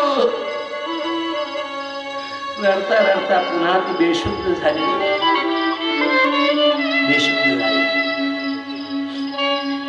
आणि लक्ष्मण धावत धावत जायला लागले. सुमंत पटकन रथातून उतरले. लक्ष्मणच्या कमरेला मिठी मारली. कुठे चाललाय? बस. अरे इतकं घाणेरडं काम ज्यांनी केलंय. आपल्या पवित्र असलेल्या वहिनीला भरते दिवस असताना जंगलात सोडून आला. आता पुन्हा हे तोंड घेऊन मी अयोध्येत जाणार नाही. आता शरयू मध्ये मी माझा प्राण त्याग करतो. सुमंत रडायला लागले. लक्ष्मण आता तुझी जास्त गरज आहे ना रे. एकटे पडलेत राम एकटे. कोणी नाही आता. सगळे सोडून गेले. आता तुझ्याशिवाय कोणी नाही. तूही त्यांना सोडून जाऊ नको. ये परत जावं लागेल. मला सांगा म्हणजे जानकीने आयुष्यात एकदाच कटुवाणीने बोलले. पुढचे सगळे प्रसंग तिच्या जीवनातले कटू आणि कटू आले. हो, कुठल्याही स्त्रीवर असे प्रसंग येता कामा नये, येऊ नये. इतके बिकट प्रसंग. अरे कुशल जेव्हा जाऊन आले, रामायण गाती, पिता पुत्र दोघांना ओळखत नाही आहे. त्यावेळेला पुन्हा आश्रमात आल्यानंतर दोघांनी कमरेला मिठी मारली. अगं आई आई आई आई, आम्ही आज एका राजांकडे गेलो होतो. हो, केवढी ती दिव्य नगरी आहे. काय सगळं वर्णन करतात ते. तिच्या लक्षात आलं हे अयोध्येत गेले असतील बहुतेक. तेव्हा लव असं म्हणतंय, आई आई तुला अजून एक सांगायचं. ते राजे जे आहे ना, आम्ही त्यांना जेव्हा ते चरित्र गात होतो तेव्हा त्यांच्या डोळ्यातून अश्रुधारा सुरू. तेव्हा कुश असं म्हणतोय, आई तुला अजून एक महत्वाचं सांगायचं आहे. जेव्हा आम्ही त्यांच्या इथे गेलो ना, तेव्हा त्यांच्या इथे यज्ञ चालला होता. तर त्यांच्या शेजारी एक सोन्याची मूर्ती अगदी हुबेहूब तुझ्याच सारखी दिसली. आणि मग ती धाय बोकलून रडायला लागली. अरे रामराय आजही माझे आहे. अजूनही दुसरा विचार देखील त्यांच्या मनात नाहीये. मंडळी मला सांगा, बापाने 3 लग्न केले, यांनी 4 केले असते, कोणी बोललं असतं? छे, कोणाची हिंमत आहे? रामरायांनी 4 लग्न केले तर बोलले असते. आणि क्षत्रिय सम्राट आहे, त्यांना परवानगी आहे, पण नाही. अरे तुला पत्नीचा त्याग केला ना रामरायांनी, त्यानंतर आयुष्यात 3 गोष्टी कधीच केल्या नाही. हो, हे जीवन दिव्य का? हे दिव्य असं महान जीवन कसं काय? पत्नीचा त्याग केल्यानंतर रामरायांनी 3 गोष्टी आयुष्यात कधी केल्यात नाही. नंबर 1, गादीवर कधी झोपले नाही. एवढा मोठा सम्राट असून पत्नीचा त्याग केल्यानंतर त्या दिवसापासून पुन्हा कधीही गादीवर झोपलेच नाही. नियम 2, पत्नीचा त्याग केल्यानंतर सोन्याचा एकही अलंकार कधी अंगावर धारण केलाच नाही. राजाला नियम असतो की राजगादीवर राजसिंहासनावर बसताना सिंहात मुकुट घालावा लागतो. तेवढ्या पुरता फक्त मुकुट घालायचे, पुन्हा काढून ठेवायचे आणि खाली उतरायचे. सोन्याचा एकही दागिना कधी घाललाच नाही. पत्नीचा त्याग केल्यानंतर रामरायांनी आपली जीवन यात्रा निजधामाला जाईपर्यंत कधी गोड खाल्लंच नाही.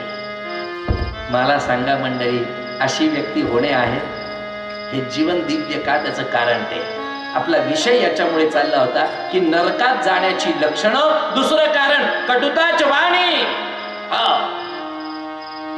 आणि खास करून सगळ्या माता भगिनींना हात जोडून विनंती की असं कधीही बोलू नका की जे समोरच्याचं मन दुखावलं जाईल.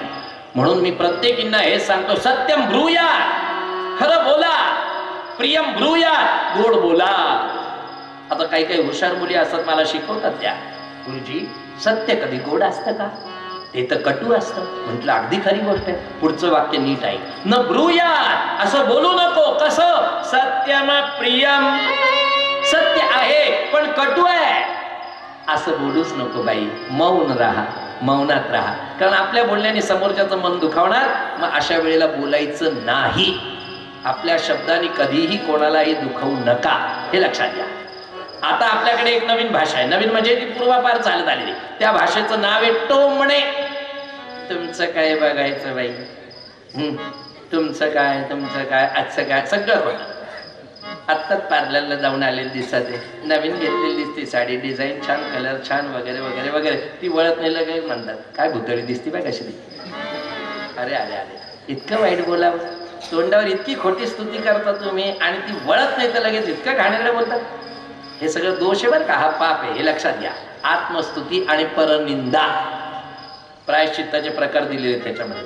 त्याच्यामुळे सगळ्यात महत्वाची गोष्ट, आणि आता त्याच्याही पुढची एक भाषा निघाली, ती फॉरेन वरून आपल्याकडे आलेली आहे. त्या भाषेचं नाव आहे बॉडी लँग्वेज. Body language. त्याच्या शब्द एकही बोलायचा नसतो, फक्त तुमच्या हावभावावरून कळतं की तुम्हाला काय सांगायचं. जाता जाता ती बसलेली असेल, दुसरीने काय केलं, गेली नाही, एक शब्द तरी काढला नाही, कळालं तिला काय बोलायचंय ते. झालं. किती सोपं, शब्दही न काढता सुद्धा एक भाषा आहे, ज्याला तुम्ही बॉडी लँग्वेज असं म्हणतात. पण माता भगिनींना हात जोडून विनंती की शक्यतो आपल्या बोलण्याने कोणाचंही मन दुखावू नका. मी जानकीचं चरित्र का सांगितलं, आयुष्यात एकच वेळेला कटुवाणीने बोलली आहे, एकच. सगळे प्रसंग करून आले तिच्या जीवनामध्ये, सुखा हा विषयच नाही मंडळी, लक्षात घ्या. दरिद्रता तिसरी गोष्ट, नरकात जाण्याचा. दरिद्रता. तुम्ही म्हणाल की गुरुजी आम्ही गरीब आहे, का आमचा दोष आहे? अरे गरीब वेगळे, दरिद्रता वेगळी. गरीब आणि दरिद्र दोन वेगळ्या वेगळ्या गोष्टी आहेत, बरं लक्षात ठेवा. हा, आमचा सुदामा ब्राह्मण गरीब आहे, 3 दिवस झाले अन्नाचा कण नाही घरामध्ये, पोरं बाळण बायको उपाशी आहे, स्वतः उपाशी आहे, पण श्रीकृष्ण शरणम मम, श्रीकृष्ण शरणम मम. गरीब आहे, दरिद्री नाही, लक्षात घ्या. अरे 36 वर्षात बायकोनी एकच विनंती केली, त्या नवऱ्याने पण ती पाळली की आपण पोरबंदरलाच राहतो आणि इथे द्वारकेतच ते आहेत, तर एकदा दर्शन तरी घेऊन या.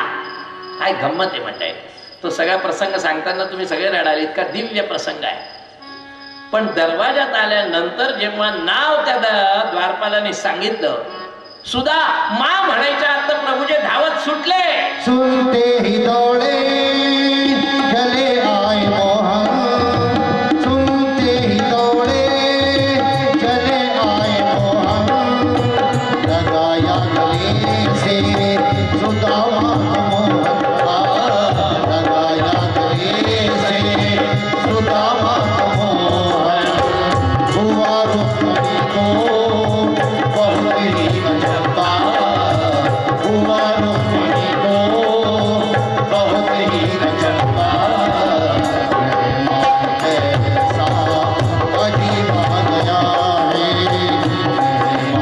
ऐसा अजीब आ गया है, अरे द्वारपालो कन्हैया सुने दो, अरे द्वारपालो कन्हैया सुने दो, गरीब आ गया है, गरीब आ गया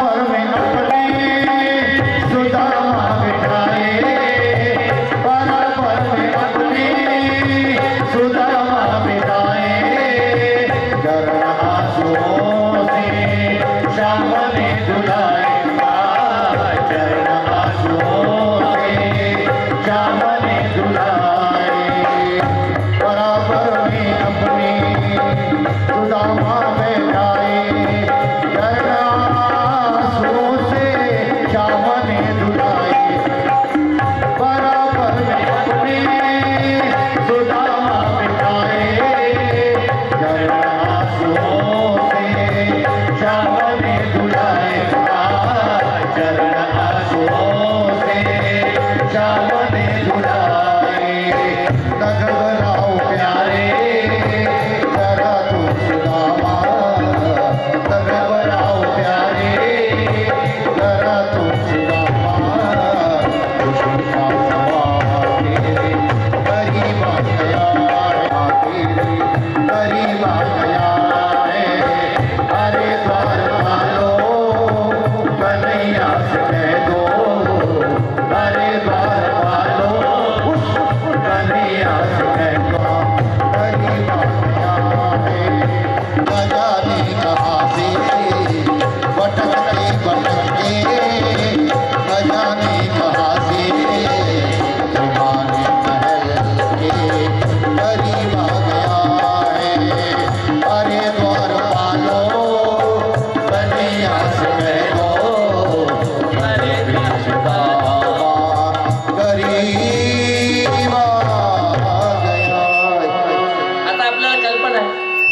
दिवस पर्यंत जसं वैकुंठाचं सगळं ऐश्वर्य असं त्या ब्राह्मणाला ठेवलं बघ. 3 दिवस इतकी खातिरदारी. जेवायला 56 भोग आहे, नेसायला प्रत्यक्ष परमात्म्याचा पितांबर दिला, अंगावर शेला दिला. आयुष्यात कधी एवढे दागिने पाहिले नव्हते ब्राह्मणाने जेवढे दागिने त्याला अंगावर घातले. काय गंमत आहे. रोज सकाळ झाली की प्रभू विचार करायचे. आज तरी हा ब्राह्मण म्हणे की बाबा रे, इथे तर वैकुंठाचं ऐश्वर्य मी भोगतोय, तिथे बायकोन पोरं सगळे उपाशी रे, काहीतरी माझ्या झोळीत दे. छे, अरे 3 दिवस 3 रात्र झाले, ब्राह्मण जिंकलाय आणि हारले कोण? प्रभू हारलेत म्हणणे. शेवटी ब्राह्मणाने सांगितलं की मला आता घरी जायला पाहिजे. प्रभूंनी लगेचच मान्यता दिली. आता पुढे सुदामा आहे आणि मागे कृष्ण आणि रुक्मिणी 2 जण.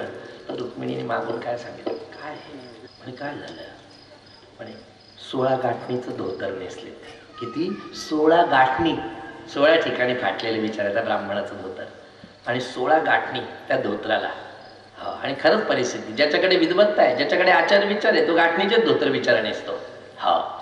ही अवस्था आहे म्हणजे सत्य परिस्थिती. आणि ती छाटी फक्त अंगावर घेतलेली विचारा आणि हातामध्ये काठी आणि अनवाणी. रुक्मिणी काय म्हणे, तुमच्याकडे एवढी जोडच्या जोड आहे, एखादा जोड द्या ना त्यांना पायात. एवढ्या उन्हात तानाचे ते जातील, टरा फोड येतील पायाला. तेव्हा प्रभू काय म्हणताय माहिती, वेडे विचार देखील करू नको, मी दिलं तरी हा घेणार नाही. हे पहिली गोष्ट. दुसरी गोष्ट, ब्राह्मणाच्या उजव्या पायाच्या अंगठ्यामध्ये 67 प्रकारचे तीर्थ वास करतात. ब्राह्मण जिथून अनवाणी फिरला ती भूमी पवित्र आहे आणि म्हणून मला माझी द्वारका नगरी या ब्राह्मणाकडून पवित्र करून घ्यायची, म्हणून याला मी जोडे देत नाही. हे विचार करा म्हणताय. ब्राह्मण गरीब आहे, दरिद्री नाही. मग दरिद्री कशाला म्हणायचं? हे हवं, ते हवं, याचं हवं, त्याचं हवं, सगळंच हवं, मलाच हवं, ही जी हाव आहे याला म्हणायचं दरिद्री. उलट मोठमोठे करोडपती दरिद्री, लक्षात घ्या. हो, मोठमोठे करोडपती दरिद्री, कारण हाव आहे, सुटत नाहीये. जो असा दरिद्री आहे तो मात्र नरकात जाणार आहे. आणि स्वजनेश वैराः, जो आपल्या स्वजनांबरोबर वैर करणारा आहे. एखाद्या कार्याच्या ठिकाणी आपण गेलं, लोकांच्या कपाळाला आठ्या पडल्या, समजायचं जगून काही उपयोग नाही. काय केलं आयुष्यात येऊन? साधं लोकांचं प्रेम नाही मिळवू शकलो आपण. आणि तेच आपण एखाद्या कार्याला गेलो, सगळ्यांच्या चेहऱ्यावर आनंद ओसंडून व्हायला की समजायचं आयुष्यात काहीतरी केलंय आपण. हे लक्षात घ्या. त्याच्यामुळे हे समजलं पाहिजे. त्याप्रमाणे ही स्त्री गोकर्ण मंदिराच्या बाजूला जिथे शिवपुराण चाललेलं आहे, नरकाचं वर्णन तो ब्राह्मण करतोय. आणि एखादी स्त्री, एखादी कुलीन स्त्री, घरंदाज स्त्री पाय घसरल्यानंतर अनेक पुरुषांच्या बरोबर जर क्रीडा करत असेल तर त्याचं पाप कसं आहे याची यादीच वाचत होता ब्राह्मण शिवपुराणामध्ये. आणि ती ऐकल्यानंतर मात्र तिच्या पायाखालची जमीनच सरकली की बाप रे, इतकं भयंकर, इतक्या यातना, इतक्या प्रकारचे नरक, 16 प्रकारचे नरक तर मला एकटीला भोगायला लागतील. इतका त्रास केवळ मी परपुरुषांच्या कायम संगतीमध्ये राहिली, त्याच्या बरोबर शरीर सुख घेतलं, काम क्रीडा केली, ठीक झालं, तिला राहावे ना. तिने विचार केला, सगळी कथा वगैरे त्या दिवसाची आटोपली. त्या ब्राह्मणाकडे गेली, त्याला नमस्कार केला. मी आपल्याला गुरु केलेला आहे. बाई कशाबद्दल? तुम्ही आहे कोण, कुठून आल्या आणि मला एकदम गुरु करण्याचं कारण काय? नाही, आज जे काही मी थोडंफार तुमच्या तोंडून ऐकलंय ते इतकं भयानक आहे की त्यापेक्षा आत्ताच आपण आत्महत्या केलेली बरी असं मला वाटायला लागलं. हो, तुम्ही आत्महत्या केली तरी तुम्हाला ते नरकच मिळणार आणि तशाही केल्या तरी नरकच मिळणार. तेव्हा तिने विनंती केली, हे ब्राह्मणा, मी आपल्याला गुरु करते, पण काही करा, अशा पद्धतीच्या नरक यातना माझ्या नशिबात नको. याच्यासाठी काय करायचं? बाई तुझे योग चांगले, योग चांगले. पुढचा श्रावण मास आहे आणि श्रावण मासामध्ये 1 महिनाभर माझी शिवपुराण कथा आहे. ती संपूर्ण शिवपुराण कथा अतिशय श्रद्धेने, अतिशय भक्तिभावाने चिंतन आणि मनन करत एक अनेक शब्द आपल्या हृदयामध्ये जर तू ठेवशील तर तुला मृत्यूनंतर येणारी जी तुझी दुर्गती आहे, इतकी भयंकर दुर्गती आहे, 16 प्रकारचे नरक तुला भोगावे लागतील, इतक्या तुला त्रास व्हायचा आहे. ते त्रास जातील नक्की? हो जातील. झालं. त्या माऊलीने आलेल्या सगळ्या नातेवाईकांना सांगितलं की मी आता माझं उर्वरित जीवन इथेच व्यतीत करते, मी काय आता परत घरी येत नाही, कारण माझ्यामुळे काही कोणाचं अडत नाही, पोरं त्यांच्या संसाराला लागलेले, मी आली काय नाही आली का, म्हणजे असून अडचण नसून खोळंबा, अशी ती अवस्था आहे. त्यापेक्षा आता मला माझं उर्वरित जीवन कसं सुधरवून घेता येईल एवढंच आता मला बघायचं आहे. आणि तो मार्ग मला या गोकर्ण क्षेत्री प्राप्त झालेला आहे. तेव्हा तुम्हा सर्वांना मी हात जोडून विनंती करते की कोणीही माझ्यासाठी थांबू नका, तुमची यात्रा चालू ठेवा. मी मात्र आता इथून ना माघारी जाईल घरी आणि ना इथून पुढे कुठे जाईल. त्याच्यामुळे माझं उर्वरित जीवन जेवढं काही आहे ते सगळं मला इथेच व्यतीत करायचं आहे. झालं. सगळ्या लोकांना बरं वाटलं, ठीक आहे म्हणे, हरकत नाही. पण मग कसं काय तुझा योगक्षेम इथे चालेल? काही चिंता नाही, काही चिंता नाही. भिक्षा मागून राहील, अन्न छत्रात मला 2 वेळेस मिळालं, पण झालं, मला पाहिजे काय, याच्यापेक्षा वेगळं काही नकोच आहे आता मला. पण मात्र आता मला मृत्यूनंतरचं जीवन सुधरवायचं आहे, त्यासाठी मात्र मला इथेच राहणं गरजेचं आहे. अशा पद्धतीने झालं नक्की. आता ही माऊली तिथे राहते. आपण आता तिच्या नवऱ्याचा विचारच केला नाही, जो इतके घाणेरडे प्रकार सगळेच करत होता. लग्न करून सुद्धा अनेक स्त्रियांशी संबंध ठेवत होता. आता 2 मुलं स्वतःचे होऊन सुद्धा 3ऱ्या स्त्री बरोबर लग्न करून निघून गेलेला होता. त्याचा मात्र मृत्यू झाला. अरे अरे अरे अरे, काय झालं असेल, काय झालं? इतक्या भयानक भयानक नरक यातना, इतक्या नरक यातना. यमराज सुद्धा म्हणाले की बाबा एक काम कर, वर्षानुवर्ष तो आता त्या नरकामध्ये खितपत पडलेला आहे, जाऊ दे आता, नको, त्याला तिथून काढा. काय बोलता? त्याला काढा? हो. मग काय करायचं? त्याला ब्रह्मराक्षस करा, त्याला विंध्य पर्वतावर द्या पाठव. काय सांगितलं? तिचा नवरा बर का, त्याने मात्र भयंकर नरक यातना भोगल्या. आणि नरक यातना भोगल्यानंतर यमराजांच्या आज्ञेवरून त्याला ब्रह्मराक्षस व्हावं लागलं आणि तो विंध्य पर्वतावर तिथे आता भटकला. झालं. इकडे काय झालं? तिने आयुष्याच्या शेवटच्या दिवसापर्यंत फक्त शिव शिव शिव शिव शिव शिव शिव शिव आणि कानावर जर काही पडेल तर ते केवळ त्यांचं नाम पडेल, त्यांची कथा पडेल, त्यांचं स्मरण होईल. आणि या नेत्रांनी निदान केव्हा तरी त्यांचं दर्शन आपल्याला घडेल, या एकाच उद्देशाने झपाटून गेल्यासारखी ती स्त्री आणि केवळ भोलेनाथांचंच चरण स्पर्श आणि स्मरण कायम करत राहिली. आणि एक दिवस तिलाही मृत्यू आला. मृत्यू आल्यानंतर यमपुरीतले यमदूत त्या ठिकाणी आले. यमदूत येत नाही तेवढ्यात एक विमान आलं. विमानातून 4 शिवगण उतरले, भोलेनाथांचे पार्षद उतरले आणि त्यांनी असं सांगितलंय, काय करताय? नाही म्हणे, हिला घेऊन जातोय, भयंकर पापिणी म्हणे. काय? भयंकर पापिणी आहे, आयुष्यात इतकी पाप केली, नवरा सोडून बाकी सगळ्यांना सगळं काही दिले केले, सगळं काही झालंय, त्याच्यामुळे तिला आता आम्ही यमपुरीत घेऊन चाललो. शिवाच्या पार्षदांनी त्यांना मारझोड केली, त्यांना परत पाठवलं आणि ते तिला घेऊन शिवलोकामध्ये आले. हे इकडे शिवलोकात आले आणि यमपुरीतले यमदूत जे आहे ते यमराजांकडे गेले. यमराजांनी विचारलं, आजच्या दिवसभरातल्या डिलेवऱ्या किती होत्या रे? म्हणे एवढ्या होत्या. सगळ्या डिलेवऱ्या झाल्या का? नाही म्हणे. का? एकच राहिली. कशी राहिली? एवढं सोपं नाही म्हणलं. एकदा तारीख नक्की झाली की वेळ स्थान सगळं फिक्सच असतं, तिथेच होणार. तुम्ही किती लपून बसा, तुम्हाला जिथे जायचंय तिथे जाणारच, हे लक्षातच ठेवा. त्याप्रमाणे यमराज भडकले ना, कसं काय, तिला का नाही आणलं? म्हणे अहो आम्ही आणणारच होतो, पाश टाकलाच होता आम्ही गळ्यात तिच्या. आणि तेवढ्यात म्हणे विमानात बसूनच आले ना म्हणे भोलेनाथांचे पार्षद. ते म्हणे नाही, हे तर आमचं गिऱ्हाईक आहे म्हणे. हे आमचं गिऱ्हाईक आहे, तुम्ही कसं काय पळवता याला? चालणारच नाही. आम्ही पुष्कळ सांगितलं, अहो तिने भयंकर पाप केले तिच्या आयुष्यात.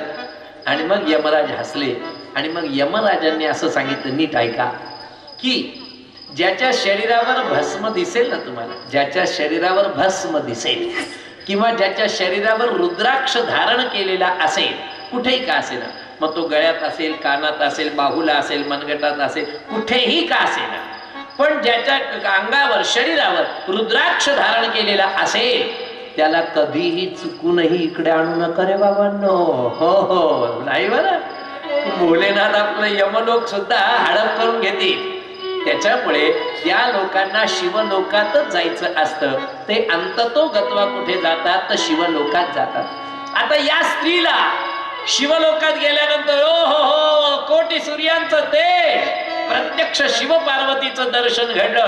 काय तर दिव्य, सगळं काही विसरून गेली आणि त्यांची स्तुती ती करती आहे. कैलास के निवासी नमो बार बार हूँ, नमो बार बार हूँ, आयो शरण तिहारी प्रभु तार तार तू, आयो शरण तिहारी प्रभु तार तार तू. कैलास के निवासी नमो बार बार हूँ, नमो बार बार हूँ, आयो शरण तिहारी प्रभु तार तार तू, आयो शरण तिहारी प्रभु तार तार तू.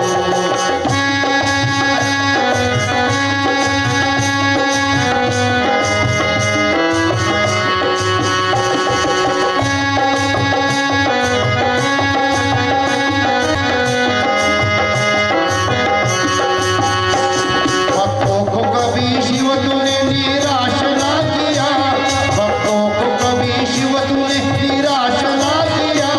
माता जी ने जो चाहा वरदान दे दिया, माता जी ने जो चाहा वरदान दे दिया. बड़ा है तेरा दायर बड़ा दातार तू, बड़ा है तेरा दायर बड़ा दातार तू. आयो शरण तिहारी प्रभु तार तार तू, आयो शरण तिहारी प्रभु तार तार तू.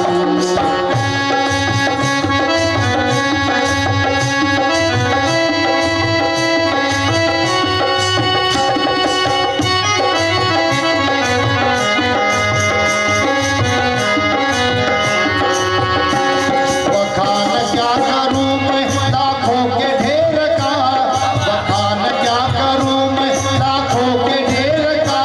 लपटी बभूत में है खजाना कुबेर का, लपटी बभूत में है खजाना कुबेर का. हे गंगाधार मुक्ति द्वार ओंकार तू, हे गंगाधार मुक्ति द्वार ओंकार तू. आयो शरण तिहारी प्रभु तार तार तू.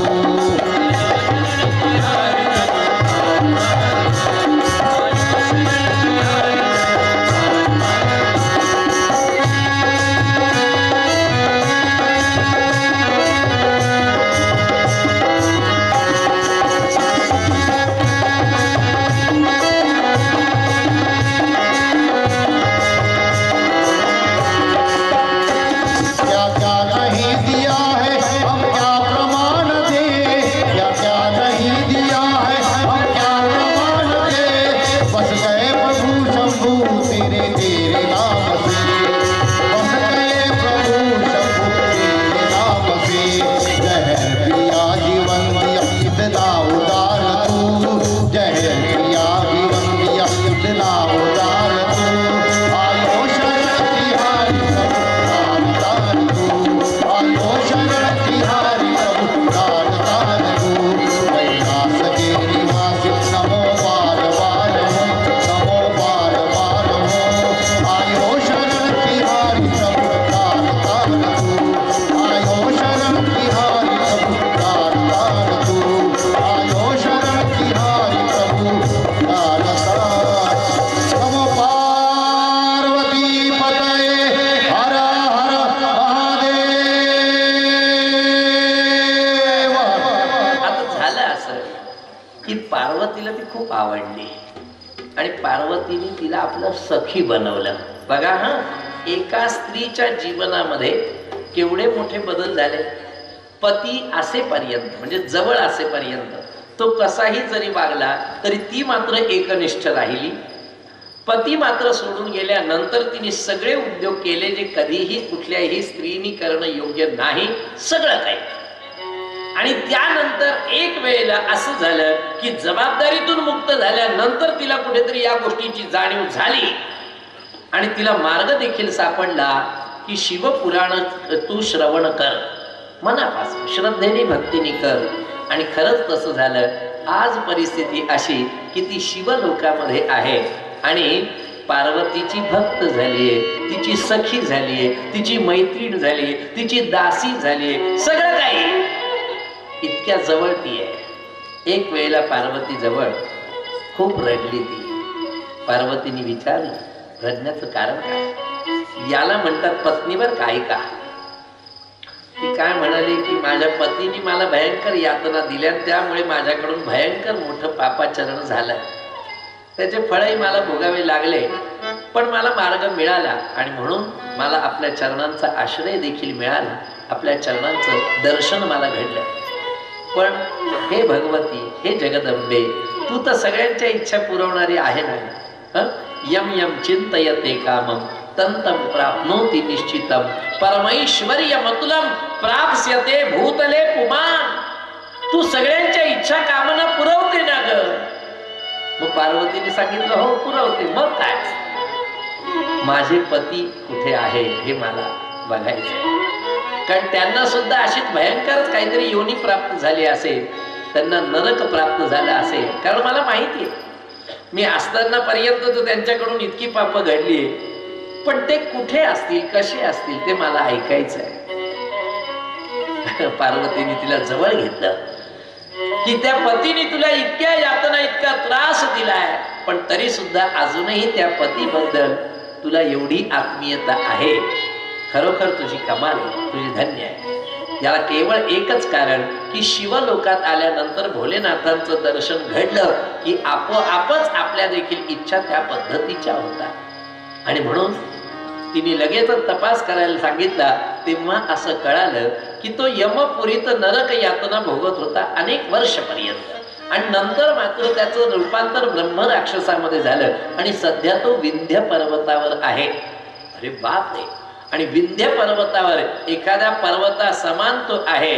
त्याला डोके किती आहे, शिंग किती आहे, हात किती आहे, पाय किती आहे, तो काहीही करू शकतो. आणि अशा परिस्थितीत तो सध्या विंध्य पर्वतावर आहे.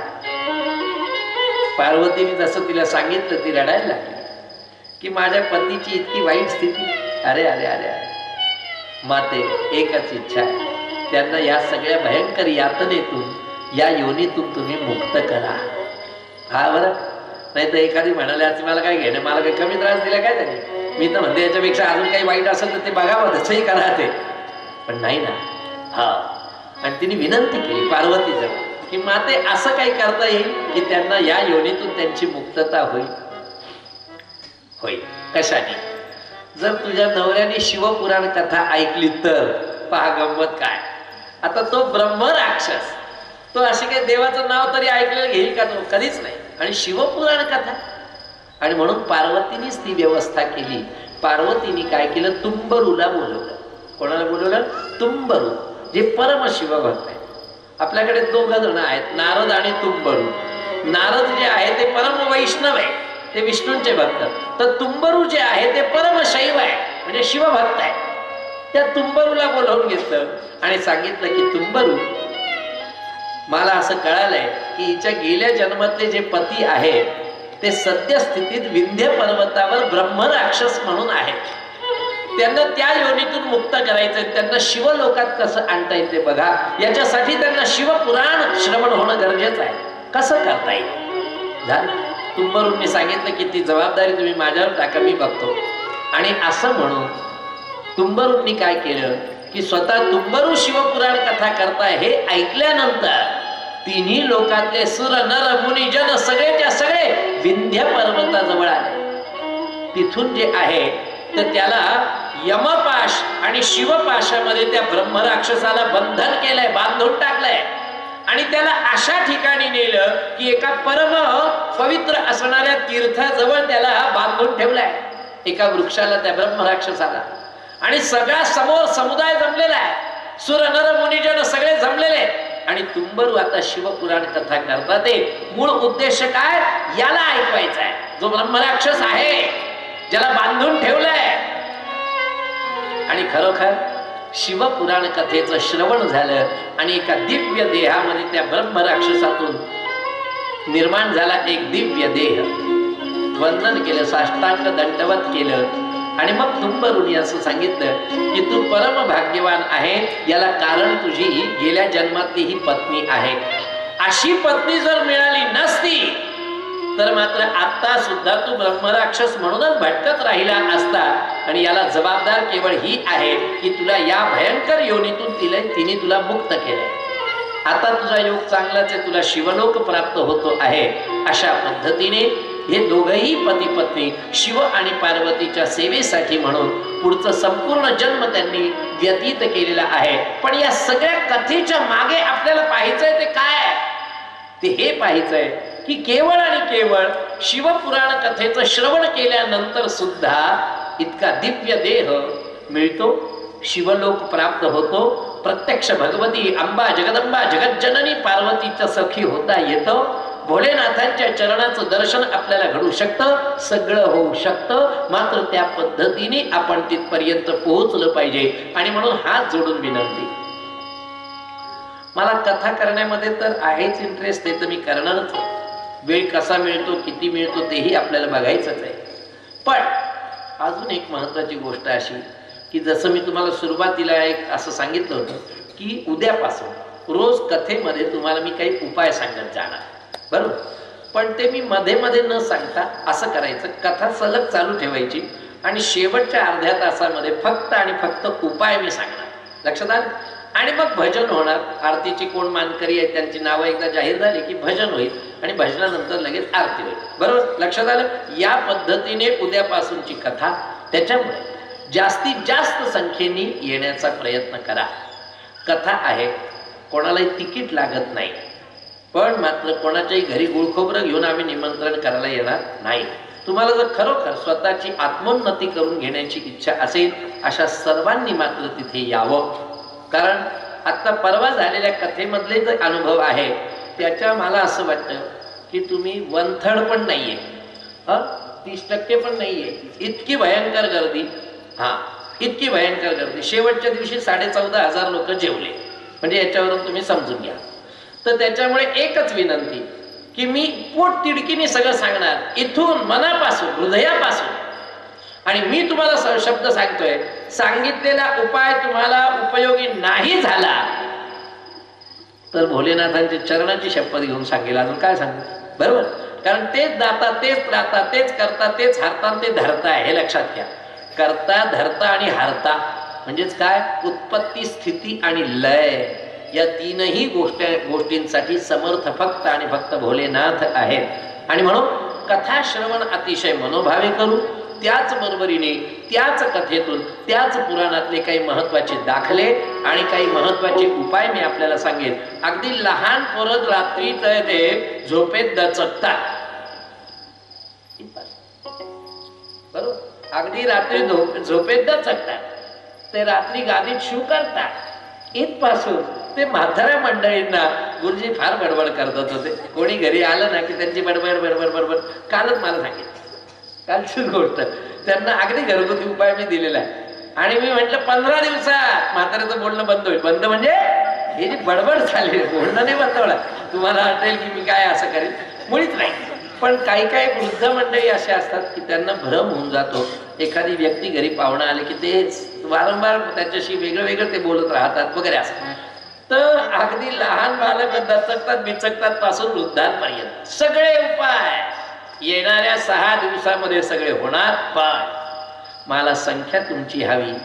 अर्थात जे येतील ते माझ्यासाठी आलेत, कथेसाठी आलेत, भोलेनाथांच्या प्रेमाखातर आलेत असं मी समजून त्यांना देणारच.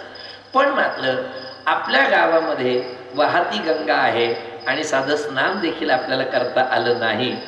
हे दुर्दैव तुमचं आहे, माझं नाही. मी तर तुम्ही बोलवलं इथे येणार, मनापासून कथा तेवढी ठासून करणार, काही प्रश्नच नाही. पण तुम्हाला नाही येता आलं असं होतं ना.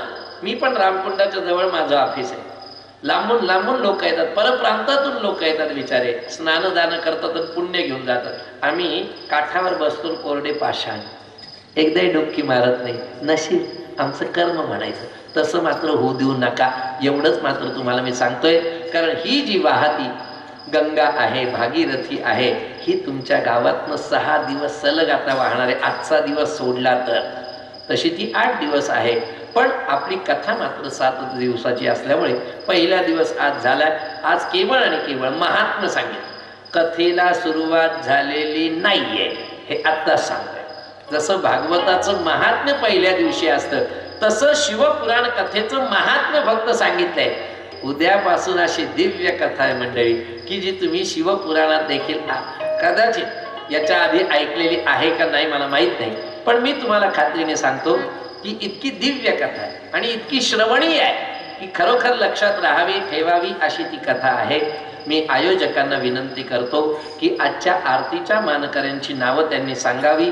ते आरतीचे मानकरी जोडीने तयार होतात तोपर्यंत एक भजन होईल आणि त्यानंतर आपण आरतीचा आरंभ करणार आहे.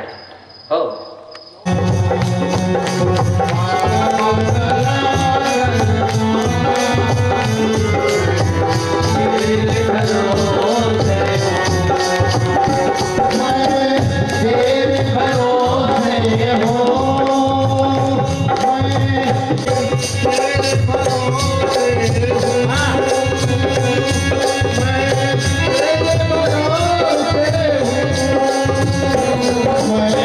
मैं